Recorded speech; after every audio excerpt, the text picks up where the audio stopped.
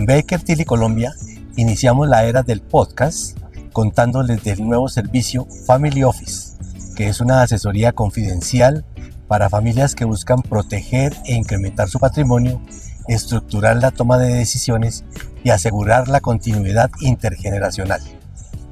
Bienvenidos y esperamos se queden con lo mejor de cómo administrar de la mejor forma las empresas de familia. Comenzaremos hablando de las características de las empresas familiares, de lo que es ser empresario y de conceptos claves como la mentoría y la maestría del contexto.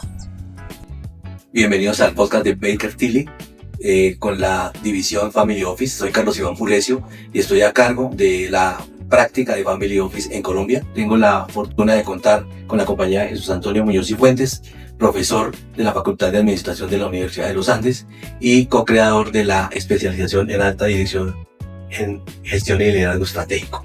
Gracias, Chucho, por acompañarnos en esta charla y esperamos sea de gran aprendizaje para todos. Bienvenido, Chucho, a este podcast. Muchas gracias, Carlos Iván. Gracias por la invitación. Gracias a ustedes que nos están viendo en este momento.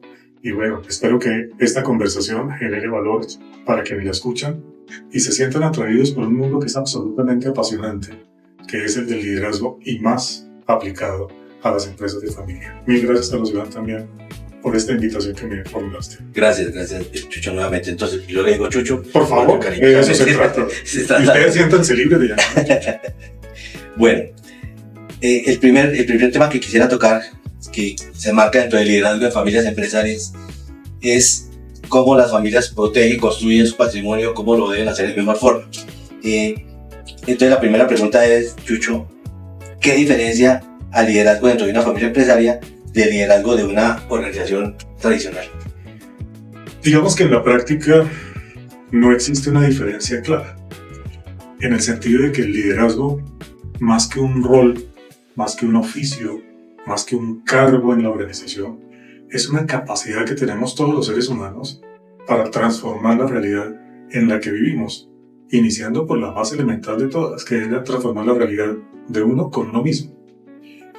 A mí me parece que el mundo de las empresas familiares, y la verdad sea dicha, he tenido la oportunidad también de acompañar varias de ellas, tiene una serie de características que valdría la pena mencionar. La primera gran característica es el enorme compromiso y la enorme dedicación que desde sus fundadores tienen para lograr, comillas, sacar a flote, sacar avante su negocio. Y eso implica sacrificios, eso implica renuncias, eso implica en ocasiones afanes que en otros sitios no se tienen. Claro. Y en la práctica también, cuando tú ves un empresario que tiene una empresa familiar, también guarda la ilusión y el deseo de que las generaciones que le suceden continúen con ese legado. Claro. Y eso a mí me parece de un valor infinito. Que sería el rol del patriarca, Sí. el que lidera el tema para que se pueda llegar a las otras generaciones. Correcto. Y no siempre es bien entendido, ¿no? No siempre las nuevas generaciones tienen claridad de por qué mi papá insiste en que yo me quede aquí en la empresa. Y no es que insiste en que se quede en la empresa, es más bien que sea un coautor de la empresa en los nuevos tiempos. Es decir, más que preservar el legado, que es muy importante, es que continúe la construcción de esa empresa.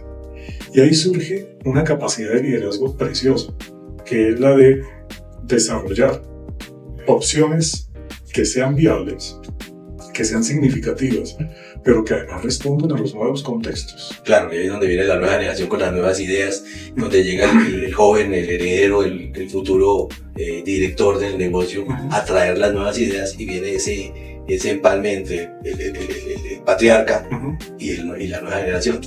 Sí, y además, Carlos, por una cosa muy simple. En ocasiones tenemos tres grandes diferenciaciones. La primera es que entendamos que el tamaño de la empresa no es similar al tamaño de quien la fundó. Me explico. Yo soy de los que creen que no hay microempresarios. Hay empresarios con microempresas. Eso es una muy importante esa No hay aclaración. pequeños empresarios, hay empresarios con pequeñas empresas y empresarios con grandes empresas. La mentalidad del empresario es una mentalidad que tiene esa forma de abordar el mundo y la vida con mucho tesón, pero también con mucha ilusión y con mucha perseverancia. Lo segundo que hay que entender es que la resiliencia es natural en la construcción de organizaciones. Y la resiliencia no entendida como no dejarme apabullar por lo que me sucede, sino como aprovechar al máximo posible las capacidades que tengo cuando las situaciones son difíciles y críticas. Y lo tercero es comprender que en ese ámbito general, los elementos que fortalecen al empresario son 1. La familia, 2. La empresa y 3. La comunidad con la que ha hecho generación y compromiso. En ese orden.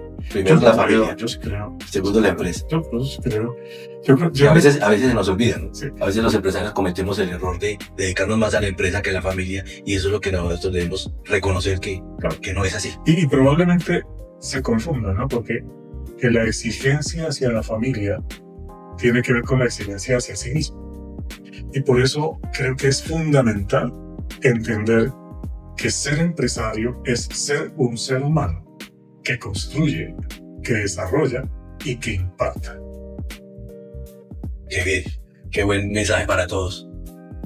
Chucho, otra pregunta. ¿Cómo se debe preparar esa mentalidad de empresario hacia las nuevas generaciones? El patriarca que tiene su idea clara de cómo hacer el legado, cómo preparar a los jóvenes que tienen esa oportunidad de tomar las riendas en el futuro del negocio. Carlos Iván, yo siento que debemos entender que la preparación es mutua, no es de un lado hacia otro. La condición en la que yo me veo como si fuera el dador de vida, el poseedor de verdades, no ayuda mucho a construir relación con otros, tanto dentro de la familia como fuera de la familia. Por esa razón hay un concepto que a mí me gusta mucho. Pues usted sabe que estoy trabajando mucho, que es el de la mentoría. Y ese concepto me gusta mucho porque su raíz está en la Odisea. Mentor era el amigo de Ulises, que cuando Ulises toma la decisión de irse a Troya, le dice, bueno, ahí le encargo a mi hijo, ¿no? A Telémaco. Pero la característica básica del mentor era que era un compañero de viaje. Es decir, él no decía qué hacer, él acompañaba y conversaba. Yo creo que la mentoría entre las generaciones al interior de las familias debe ser en dos direcciones por lo menos. Del padre al hijo y del hijo al padre. ¿Por qué? Porque sin duda el padre trae una experiencia y trae un conocimiento válido y cierto que le ha permitido llevar la empresa hasta donde la tiene. Sin embargo, el hijo tiene la posibilidad de repreguntarse, de replantearse y de generar una conversación en donde los dos construyan. No donde uno dice sí y el otro quién sabe. Okay. ¿Sí? Y las transiciones generacionales tienen mucho que ver con la calidad de las conversaciones que se dan al interior de las familias. En el sentido de poder entender que no hay una razón, que lo que hay es un firme propósito de acertar, que lo que hay es un firme propósito de continuar, lo que hay es un firme propósito de que haya empresa y perdure. Y desde esa perspectiva, para que la empresa sea sostenible, para que la empresa sea sustentable, para que la empresa perdure realmente, las conversaciones intergeneracionales provocan nuevas opciones, provocan destinos diferentes, con algo que hoy es fundamental, y es la capacidad de leer el contexto de manera clara. En clase, como me he escuchado, yo insisto mucho en que la gran habilidad gerencial de este siglo es la maestría de contexto. Porque en un entorno digital en el que la información está a un clic de distancia, creer que lo que nos hace fuertes es lo que sabemos es un absurdo. Sí, claro, hoy en día no. O sea, basta con una pregunta bien hecha, un prompt bien formulado a ChatGPT para darnos cuenta de cómo esto es un absurdo. Ahí está la respuesta. Ahí no está Sin embargo, la sabiduría. ¿dónde no está la respuesta? En el pensamiento analítico y crítico de una y otra generación. En las posibilidades de expansión del negocio o de restricción en el negocio provocados por una adecuada lectura del contexto. Entonces, Me parece que esos elementos hay que tenerlos en consideración siempre. Por lo tanto, lo que te sugiero es que exista entre las generaciones de la familia construcciones de conversaciones que permitan identificar opciones que respondan y permitan fluir en el contexto, en la medida en que el contexto es cambiante. Esa época en la que creíamos que si hacíamos un plan estratégico tenemos que restringirnos al plan estratégico, pero está mandado a recoger. El 20 de marzo de 2020, todos los planes estratégicos se fueron, ya saben para dónde. Sí. Pues la pandemia. ¿Cuál fue una de las grandes lecciones que ojalá hayamos aprendido de la pandemia? Y es que el entorno es cambiante. Y por lo tanto las empresas tienen que dar respuestas a esos entornos. Y en particular, las empresas de familia deben entenderse como más allá de la familia. Es por eso que los protocolos de familia deben darle suficiente piso a la relación, pero no restringir la posibilidad de crecimiento que tiene la empresa o las empresas. La gran lección para las empresas de hoy con este cambio. Sin duda. Y hablaba usted del conocimiento, de la inteligencia artificial, se refería a eso, es que eso es la gran biblioteca, pero ahí no está la esencia, sino está en interpretar y tener juicio para tomar decisiones con base en la información que ya está.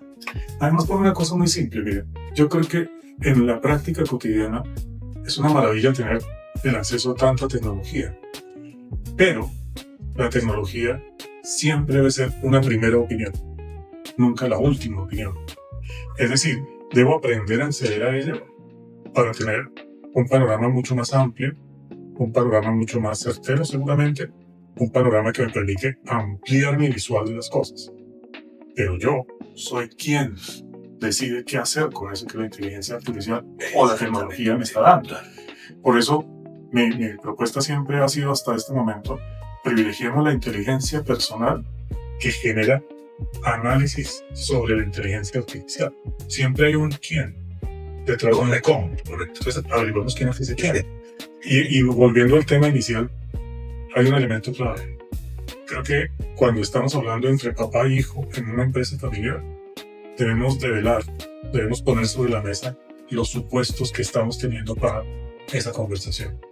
Porque si yo como papá, pues yo tengo 66 años en este momento, si yo con mis 66 años tengo una mirada del siglo XX, en pleno siglo XXI, pues eso atormenta más de uno. Y va a decir, oiga, pero es que estamos en pleno siglo XXI, pues. Papá, por Sí, favor. ¿de qué estamos hablando? El valor está no en lo que he vivido, sino en lo que construyo con base en la experiencia de lo vivido, que es distinto. Sí, claro, totalmente. Porque el argumento no es, hijo, que yo tengo muchos años. 20 años de Sí, experiencia. yo tengo muchos años, por lo menos escúcheme. Yo diría, no basta con que lo escuchen. Es indispensable que usted tenga también la capacidad, y la tiene, de ser inteligente para poder navegar en esa relación con sus hijos, ¿no? Sí, sí. Son los ejemplos que debemos tener en cuenta en estas nuevas empresas o en las que ya existen, para que nosotros, los que tenemos la dicha de ser papás, no nos refugiemos en el pasado, sino que miremos siempre adelante a la par con ellos. Y esa es una bondad enorme, es la bondad de poder entender que estamos vivos. Porque cuando nos quedamos en lo anecdótico, morimos un poco. Exactamente. Y sin querer queriendo, Sí. matamos nuestra empresa. Así es. Muy buen ejemplo.